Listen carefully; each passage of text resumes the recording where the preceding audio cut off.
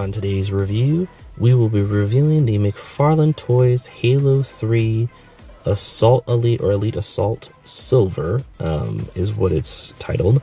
And this is from the Halo 3 era of McFarlane Toys. And in such, it has a lot of amazing paint apps thanks to that.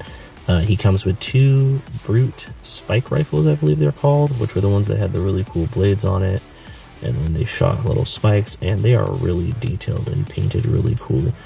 They got, a nice blue at the barrel area, or I don't know what that area is of the gun. It's a Covenant gun, so I don't know what to call it.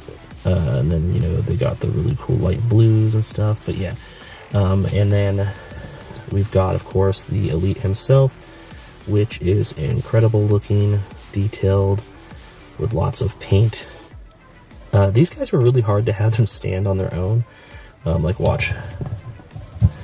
It is definitely something where it'd be nice to have a flight stand with this or a base, but articulation wise, being a Elite, they have some head movement, but not a lot. The neck doesn't really move, so there's not too much head movement, but there is,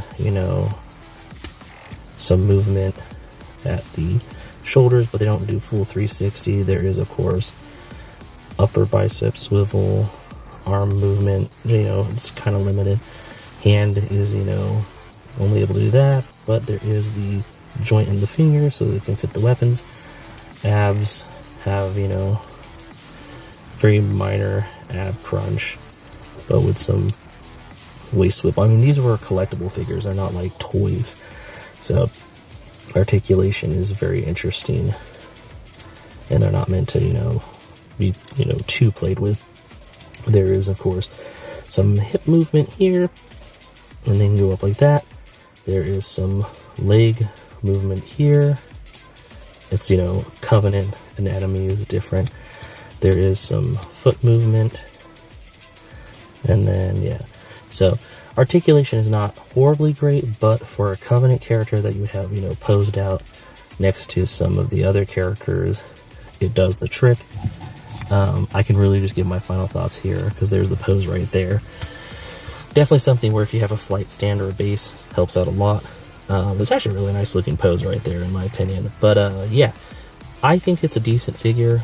I love the Halo 3 Elite design. I do prefer the Halo Infinite design now a lot more, especially because the figures are a lot more articulated and better, movability. But you do lose all the awesome paint apps with the newer toys. And that's only in the 3-inch, not in the 6 or 7-inch line. We only got an Elite Zealot, I think. But here we got quite a few Elites.